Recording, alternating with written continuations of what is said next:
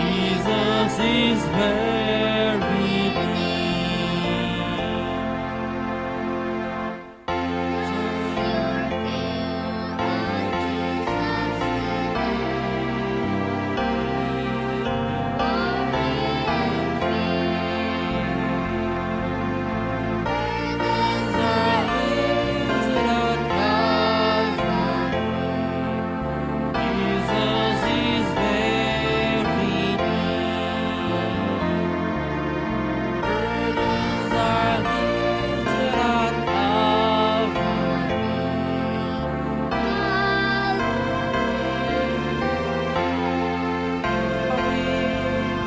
Burdens are lifted at Calvary. Jesus is very near. What song a Savior can sing, every heart can hear. Burdens are lifted at Calvary.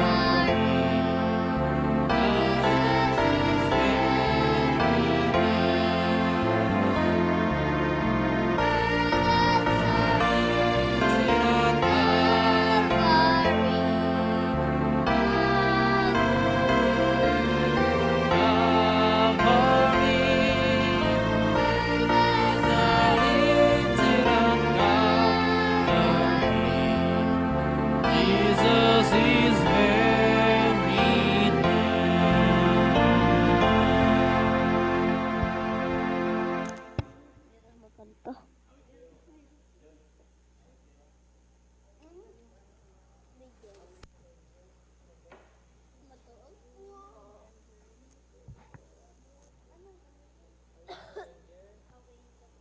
Alto, 124.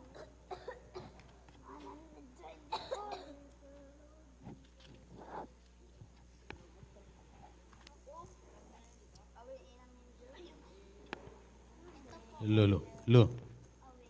Hello, mic check. Check, hello. Magandang gabi at happy midweek mga kapatid. Ang ating oras ay, meron na palang relo dito. 7:30. Hindi pa rin late tayo, no? Late na ba? Late na ng 30 minutes. Sige lang. Sa gabing ito mga kapatid ay magsisimula na tayo sa ating midweek worship o prayer. Ang atin po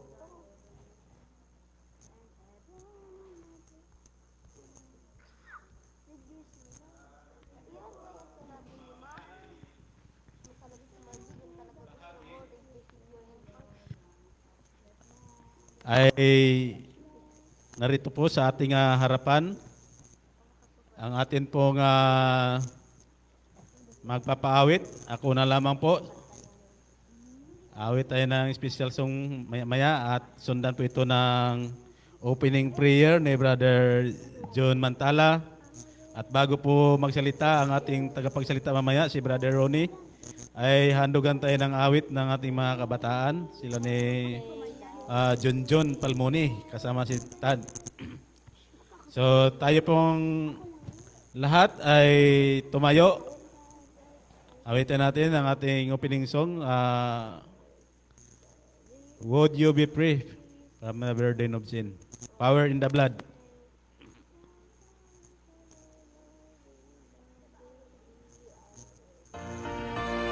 Tayo po tayo mga kapatid.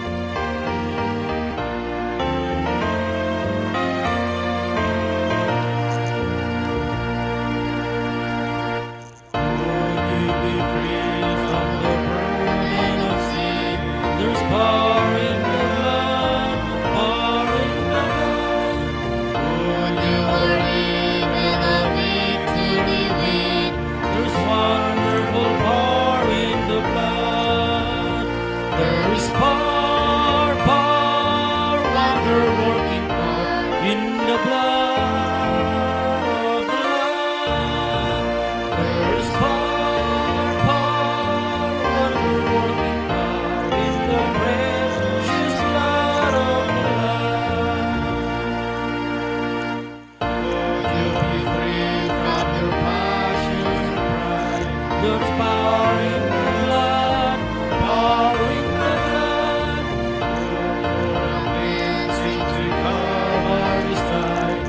There's wonderful power in the blood. There is power, power, wonder-working power in the blood of the Lamb. There is power, power, Wonder-working power. in the precious blood of the Lamb. Oh, you deserve this, For Jesus your King, there's power in the blood, power in the blood.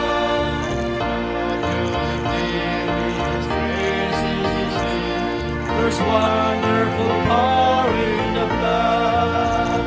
There is power, power, wonder-working power in the blood of the Lamb. There is power, power, wonder-working power in the precious blood of the Lamb.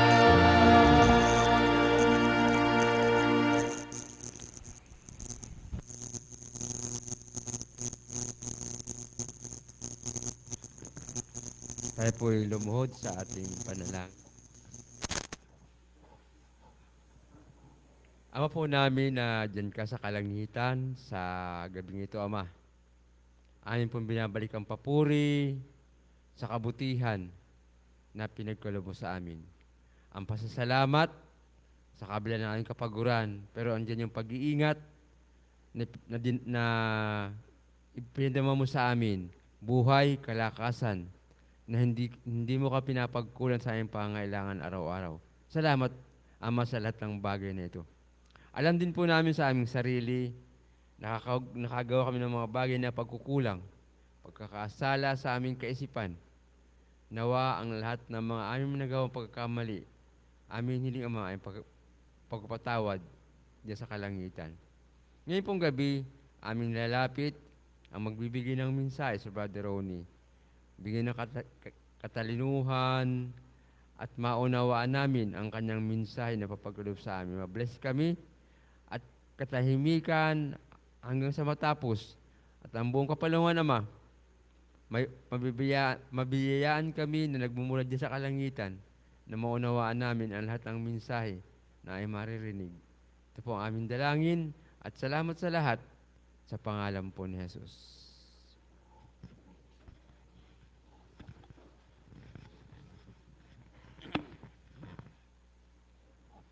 Mga kapatid, Merkulis pala ngayon. Bago mag-awit sila ni John John, meron po tayong prayer request. Sino po sa atin mga kapatid ang mayroong mga kahilingan o pasasalamat sa ating Panginoon? Pwede po kayong tumayo.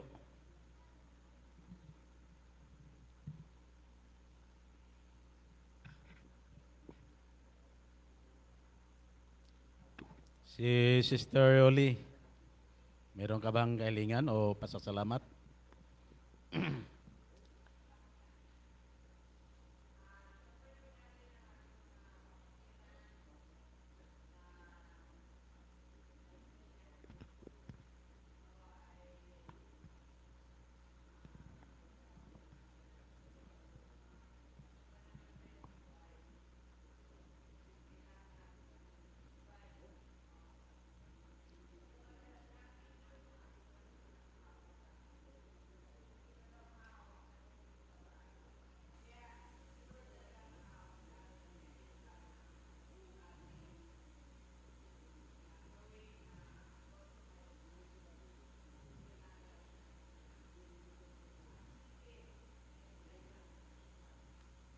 Okay. Pag-pray daw natin yung ating mga kapatiran na nanghihina. Mga kapatid, sa totoo lang, ang akin pong pinapasalamatan sa Panginoon na lagi kong inihiling sa Kanya na sana lagi niya akong alalayan o gabayan ng banal na Espiritu. Dahil minsan tao lang rin po tayo, nakakaramdam din ng panghihina, lalo na mga kapatid, ang yawa, si Satanas, hindi siya nagsikap na sa labas sa iglesia, kundi sa loob. Guluhin niya ang mga kapatiran. Maaari nga, sabi nga doon sa Biblia, di ba? Kung maaari, kahit ang mga hinirang ay liligaw. So hindi imposible na yung mga hinirang ay siya rin maggawa ng paraan para maliligaw. Kasi maaari din silang gamitin ni Satanas. So malamang talaga mga kapatid na laging nanalangin, magbasa ng Bible kasi yung ugali ko noon, yun ang pinapasalamatan ko sa Panginoon na madaling matisod. Kunting salita, tisod. So sa edad natin mga kapatid ay hindi na paurong, kundi pasulong. Lalo na ang Panginoon malapit nang bumalik. So napasalamat ako sa Panginoon na ang ating buhay ay hindi natin alam kung kailan. Ako mga kapatid, nag-iisa lang ako dyan sa bahay. Hindi ko alam kung sa aking pagtulog, baka malalaman nyo na wala na akong gising-gising. Nangangamoy na si Brother Buyit. Minsan, pag si Mrs. kasama ko dyan, ginapalo niya yung giliran ko kasi nanaginip, binabangungot po ako. Kaya sabi ko, patsambahan na lang, no? At wala namang imposible sa Panginoon. Nanalangin lang bago matulog, pagising. So, yun po ang pinapasalamatan ko sa Panginoon. So, sino pa po mga kapatid ang may kahilingan o pasalamat? Ayan, ako naman ay nagpapasalamat sa buong kalating linggo na sa paggabay ng Panginoon sa amin, sa buong pamilya, na nandyan yung pag-iingat ng Panginoon at paggabay at pagbigay ng mga needs na hindi niya kami pinagkukulang sa pang-araw-araw namin. At gayon din po, nagpapasalamat ako sa yung mga nakaraan ay nagbiyahe kami puntang Magara dahil si Myra at ang aming anak ay bumisita doon sa kanyang lolo at lola, ay pinatnubayan kami ng Panginoon hanggang sa kami ay makarating doon sa Magara at hanggang sa akin pong pag-uwi. Ayun. So, atin rin po palang idalangin mga kapatid yung lugar ng Magara. Ayan, kasi wala pa tayong church doon. So, wala pang mga Adventist doon. So, tulungan natin, idalangin po natin yung Magara, lalo na po yung naglileman doon, yung aking pong biyanan. So, idalangin natin na talagang masulong, mapasok natin to yung lugar ng Magara dahil mostly po ang mga church doon ay Iglesia ni Cristo. So wala po talaga tayong medyo talagang kapananampalataya doon. Meron naman sila ngayon medyo kabataan nga lang, mga bata. So atin po rin po ipanalangin yan na talagang magkaroon tayo makabuild tayo doon ng ating pong church, lalo na po sa ating mga panibagong mga kapananampalataya natin. So atin lang po yung idulog sa panalangin. Ayan. Maraming salamat. Dalangin din natin ang Magara, no, na lugar. Na sana makitaan ng ating mga manggagawa na malagyan po ng church. Tayo dito sa city ay halos tabi-tabi na ang simbahan. Meron pa rin mga lugar pala na wala pa rin church kailangan. Ayan, bali worship hall pa lang sila meron doon ngayon. Ayan. Okay, sino pa po mga kapatid? Si Sir. Baka may request po kayo, Sir.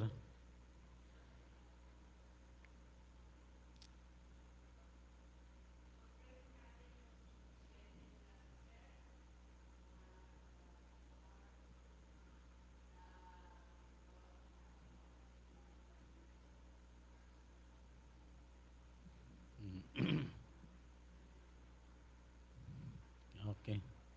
Brother John, Sister Crush pa. Wala na. So, akin pong isayin mga kapatid, ang unang kahilingan ni Sister Yoli na ipanalangin natin ang mga kapatiran na nanghihina. At yung pangalawa, yung si Brother Salazar, yung kanilang anak.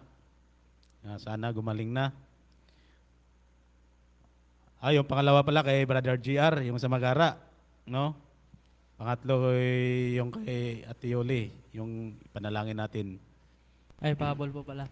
Ngayon pong 26 po pala, no? Yung ating pong nalalapit na family camp. Ayan, atin rin po isama sa dalangin na maging successful, maging maganda po yung klima ng panahon, no, na wala pong ulan, at maging masaya po tayo doon sa banding ng iba't ibang church po. Ayan. Okay. Sige po. Tayo po ay individual pong lumuhod. Manalangin sa mga prayer request at saka mga pasasalamat. Kung meron pong mga personal po na dalangin, tayo na lang po sa ating sarili.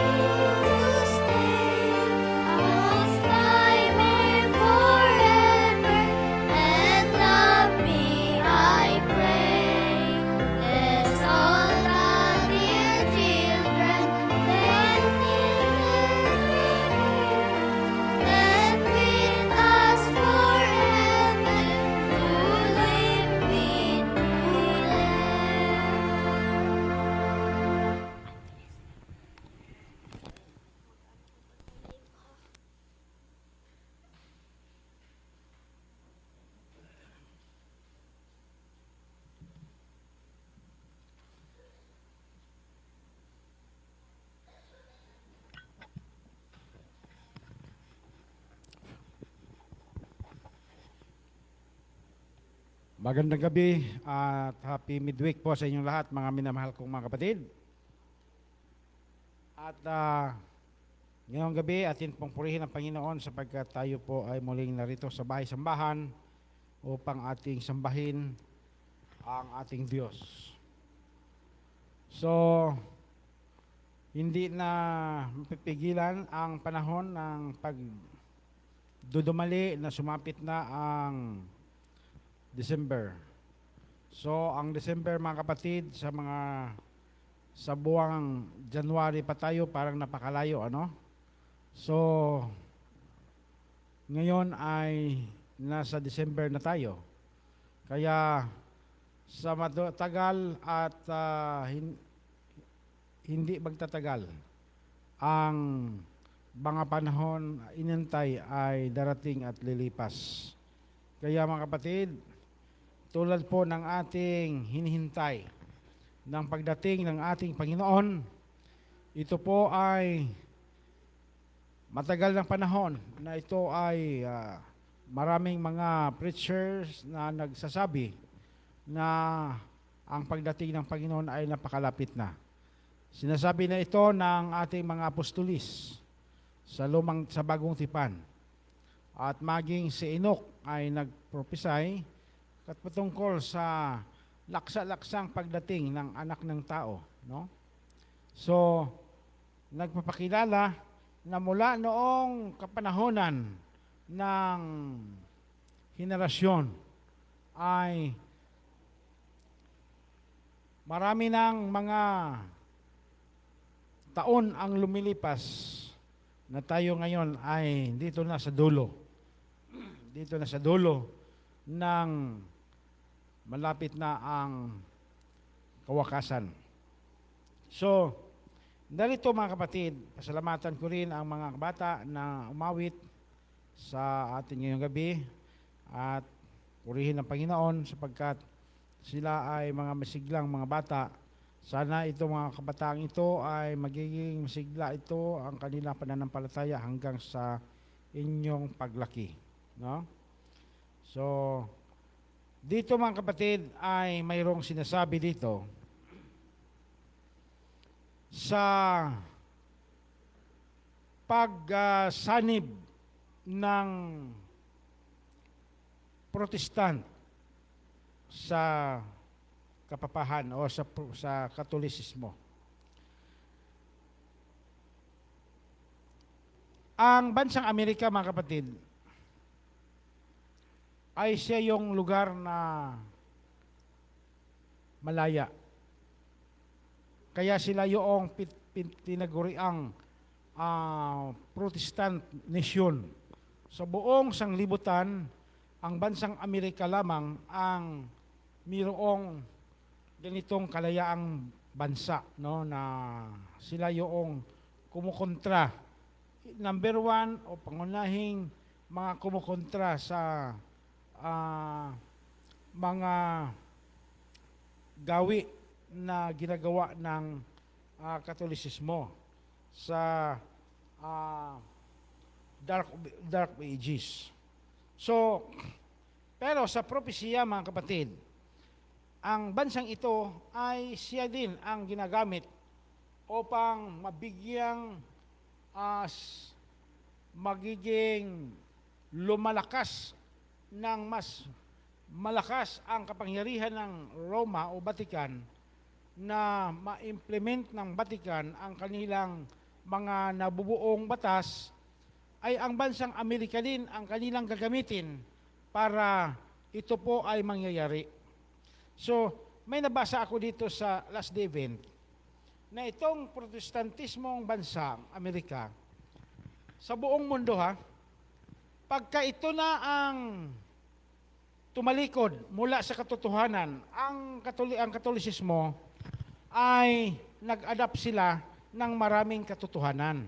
So although na hindi lahat, pero sinasawata nila yung mga hindi mabuti na ginagawa ng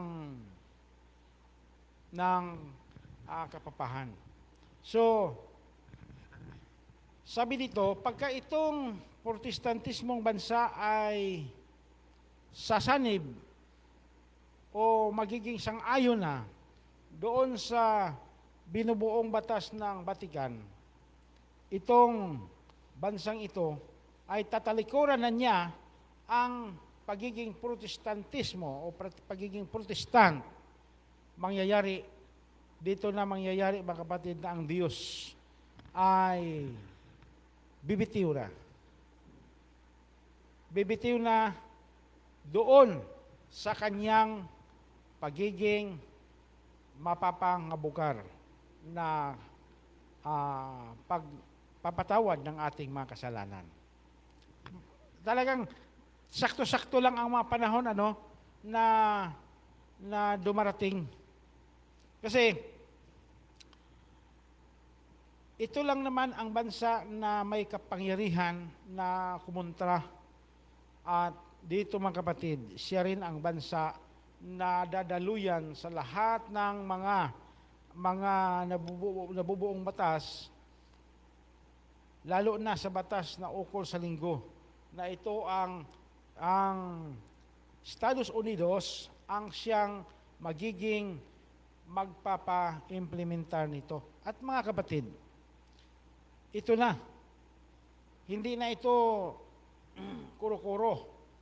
Hindi na ito parang guni-guni. Kundi, mayroon ng ang Vatican ay nakikipag-usap na doon kay Donald Trump na ang tungkol sa araw ng linggo, no? Tungkol sa National Sunday Law. Kaya ang matagal na nating panahon na ating hinintay, na ating pinaghahandaan, mula pa ako nagisnan ko yan 1980s na doon nagsimula na nalalaman ko ang patungkol sa pag-uusig, tungkol sa National Sunday Law, kasi bumili din ako ng aklat na tungkol sa National Sunday Law. At binasa ko yun mga kapatid, talagang si Holsen, yun, yung may aklat dating kulay pula na parang may ng gagamba. Yun ay ang grabe kagandang basahin talaga mga kapatid. So, ito ay nalalaman ko line of 80s pa. Kaya, ang mga kapatiran mula pa noon ay pinaghandaan na ito ang panahong darating, ng panahon ng kabagabagan. Aywan ko kung nahanda na ba, no? So, kasi ang panahong ito, pagka dumating ito mga kapatid, ang hindi makakatayo ngayon, ang bayan ng Diyos na hindi nakarating sa tunay na pagkabago o walang revival and walang reformation, ay hindi talaga tatayo mga kapatid. Hindi pwedeng tatayo. Bakit? Ang kahigpitan na ginawa ni Satan para ipitin ang bayan ng Diyos, mga kapatid, ito ang mangyayari. Kaya, hindi na bago sa ating pandinig ang patungkol sa pag-uusig. Kasi lagi-lagi nating na pag-uusapan ito. Lagi natin itong nababasa, lalo na sa sulat ng ating propetisa si Mrs. White. So, sabi dito, kung ibubuhos ng Protestantismo ang buong impluensya at lakas nito sa panig ng kapapahan sa pamamagitan ng pambansang batas na nagpapairal ng huwad na sabat, ay bibigyan nila ng buhay at sigla ang masamang pananampalatayang Roma. Kaya muling sisigla ito. Muli itong mag-active na gagawin ang kanyang kapangyarihan para muling ipitin ang bayan ng Diyos. So sabi dito, muling bubuhayin ang kanyang kalupitan at paglupig yan sa bayan ng Diyos. So, hindi magtatagal ang mga batas ukol sa linggo ay bubuuhin. So ito'y nasulat ito mga kapatid, itong last day event, matagal na itong aklat na ito eh. Nasulat ito doon sa original na na pagkakasulat ni Mrs. White. Ito'y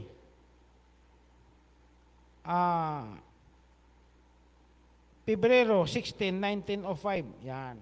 Nasulat ito. 1905. So, nung may sulat ito, talagang wala pang tao na nakaalam halos nito kasi ito'y propesya ito eh. Ang bawat panahon ay dumarating na lang na magiging nagsunod lamang sa pangyayari. So, sabi dito, hindi malalaunan ang mga batas ukol sa linggo ay ipapairal at ang mga lalaking nasa tungkulin ng pagtitiwala ay magiging mapait laban sa maliit na pulutong na bayan ng Diyos na tumutupad ng kanyang mga utos. So, dito, paano tayong tatayo ng matatag sa ilalim ng pag-uusig?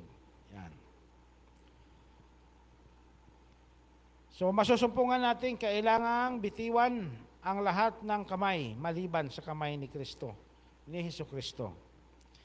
Mga kaibigan, mga magiging taksil at magkakanulo sa atin, mga kamag-anak na nadaya ng kaaway ay iisiping naglilingkod sila sa Diyos.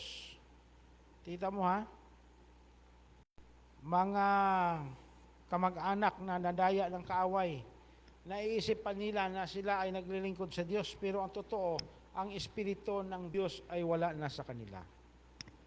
So, sa paglaban at atin at sa Diyos sa paglaban sa atin at gagawin ang pinakamabuting pagsisikap upang dalhin tayo sa pinakamahigpit na kalagayan. So, sa pag-asang ipagkakaila natin ang ating pananampalataya, ngunit maipagkakatiwala natin ang ating kamay sa kamay ni Kristo sa gitna ng panganib at kadiliman. Yan. So, ito mga kapatid, kahit na marami ang mga sa ating tingin ngayon sa iglesia ay maraming hindi nahanda. Pero pagka ibubuhos na ng Diyos ang kanyang huling ulan, kanyang espiritu sa kanyang bayan, ito'y magiging matapang na haharap kahit kamatayan ay hindi na ito katakutan mga kapatid. So, sino ang tatayo kapag ang ating pananampalataya ngayon ay walang prinsipyo? Walang genuine na pananampalataya na kahit na kahirapan ay kaya nating itayo ang ating prinsipyo sa paglilingkod natin sa Panginoon. Mga kapatid, noong doon kami sa Kakbayan,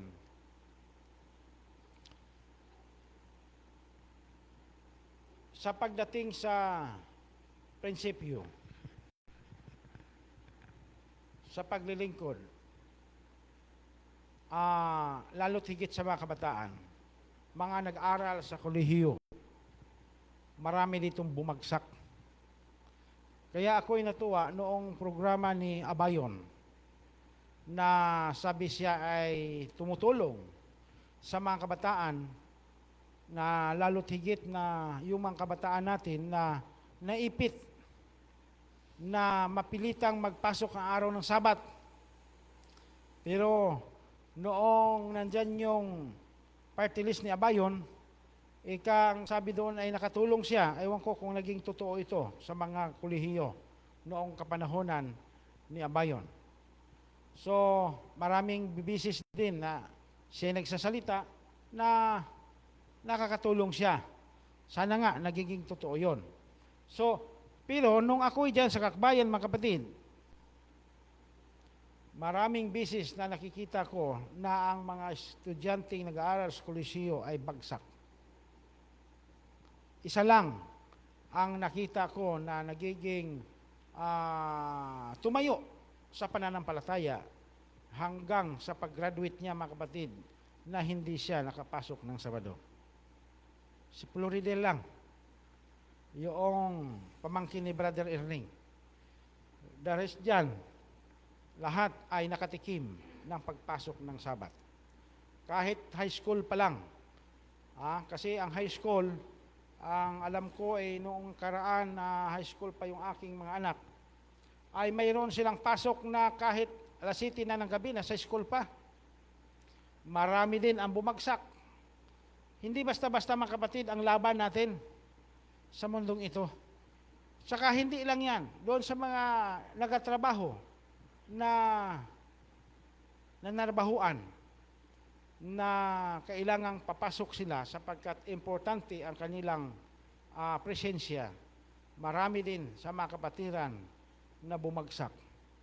So, sa panahong ito, pag ito'y darating, mga kapatid, at ganon pa rin ang stand ng ating pananampalataya, sino ang tatayo? Dahil ang ating sarili, mga kapatid, ay mayroong pangamba, pag-aalala. Ito ang matagal ng problema ng mga magulang mula pa noong kapanahunan, ng mga kaninunuan. Pagka wala ng laman ang lagayan ng bigas, talagang doon na lumalabas yung mga problema kung anong sasaingin bukas. Pero ang banal na kasulatan ay nagsasabi na wag mong alalahanin.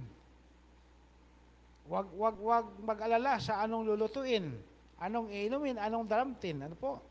Sapagkat talastas ng Ama nating nasa sa langit ang ating pangangailangan. Pero doon tayo nagkulang, mga kapatid.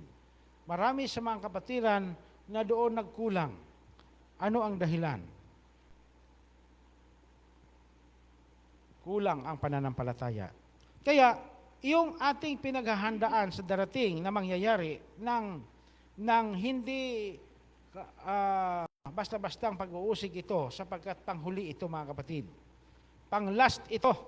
Kaya dito makita ang puti sa puti, pula sa pula na bayan ng Diyos. Kaya dito sa ating iglesia, sabi ni Mrs. White, sa 20, walang isa. Itong 20 na membro ay walang isa, ilan tayo dito? Mabot ba tayo dito lahat ng 50 o 70? Baka may 3 lang, no? Mabuti nga kung may 3, pero hindi yan pang-discourage, mga kapatid, na statement na salita ni Mrs. White, kundi ito'y isang hamon sa atin na tayo ay magiging lumapit sa Diyos at nalalaman natin ang pangyayari sa darating na walang tao na pwedeng tumayo sa kanyang sariling kalakasan maliban sa kamay ng Diyos na tayo ay nasa Kanya nakakanlong. Dahil itong ginawa ni Satan, tingnan mo kung paanong nininlang ni Satanas si Pedro na hindi niya alam na bawat salita ng Panginoon na sinasabi na kontra ni Pedro, na hindi yan mangyayari sa iyo, Panginoon. Hindi yan mangyayari sa iyo. Ay, sa pagkontra lang ni Pedro, mga kapatid, nalinlang na siya. Dahil hindi pwedeng hindi mangyayari sapagkat hindi matutupad ang kasulatan, ang nasusulat. Kaya, ano pa kaya sa atin, no? Hingiin natin, mga kapatid, ang tulong sa Panginoon sa lahat ng panahon. na tayo po ay darating doon sa tunay na pagkabago. Sa totoong pagkabago ng ating araw-araw na pamumuhay. Dahil ito po ay darating ang oras na tulad ng ngayon ay December, sa sunod na mga ilang araw na lang ay papasok na ang January 2025. Parang kailan lang, ang bilis lang yan, ha? Tayo ay mamamalaya natin, nasa kaligitnaan naman, Mayo na naman uli. Sunod nating mamalayan, December na naman uli, no?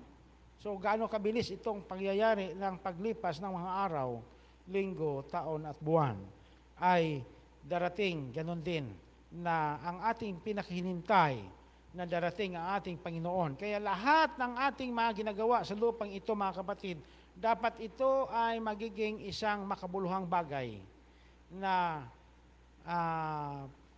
kasama ito po sa ating araw-araw na pamumuhay, na ang ating mga paglilingkod sa Diyos ay maiitama, maisakto, mga kapatid.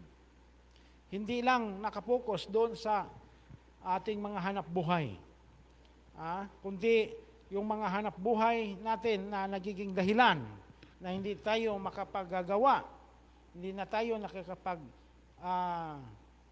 nagagamit ng Panginoon. Idalangin natin, mga kapatid, Panginoon, tulungan mo akong maayos itong lahat ng ito.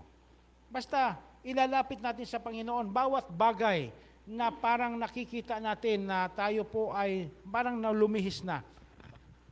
Ilapit natin kaagad sa Panginoon upang ang Diyos ang magbibigay sa atin ng landasin na tayo po ay nakasunod sa daan ng dadaanan ng ating Panginoon. So, itong ating mensahe ngayong gabi, mga kapatid, ay isang palaala sa atin upang tayo po ay hindi malihis. Lagi tayong gabayan ng banal na Espiritu na tayo'y magiging isang maglilingkod sa Diyos, na ang ating mga pangunahing mga agenda sa buhay natin sa araw-araw ay tayo po ay gagamitin ng Diyos sa kanyang gawain, sa pagbabigay, pabalita, sa kanyang mga tao, mga lingkod na nasa labas pa sa turil na ito na madala ng Panginoon sa iglesyang ito. So, magandang gabi po sa lahat at pagpalain tayo ng Panginoon sa mensaheng ating pong napakinggan. Ito pong aking dalangin.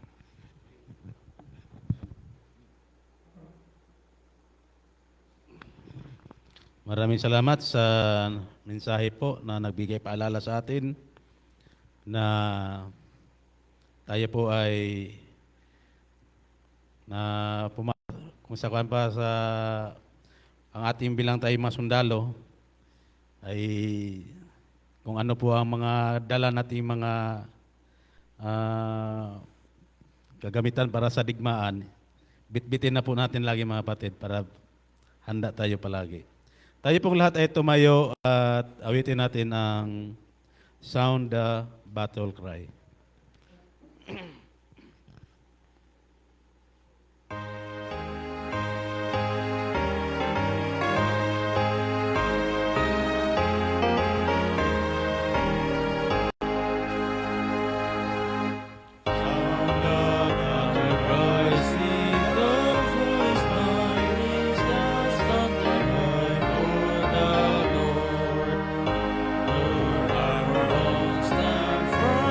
Everyone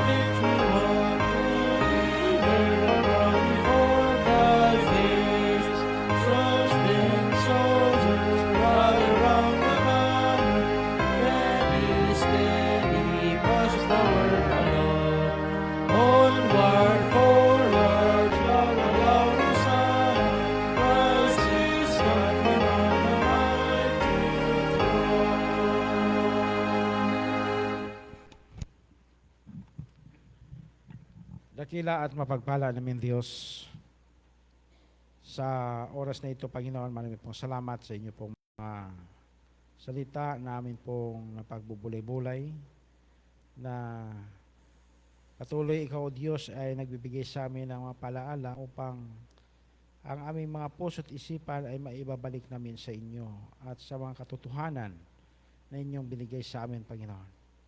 Narito kami ay patuloy ninyo, Diyos, na pangunahan, lalo na sa mula sa mga maliit na bata at hanggang sa matatanda sa iglesyang ito. Pagpalain mo ang lahat ng mga kapatiran sa iglesyang ito, Panginoon, na patuloy po naming maitayo ang prinsipyo ng aming Panginoong Hesus, ng aming pananampalataya ay masumpungan sa pagbalik ng aming Panginoong Hesus, na maging handa kami, O Diyos, sa pagharap sa dakmapalad na araw ng inyo pong pagparito. Salamat sa inyong pong pagdinig sa dalangin namin, O Ama. Lahat ng ito ay aming pasalamatan na aming natanggap sa pangalan ng aming Panginoong si Jesus. Amen. Okay.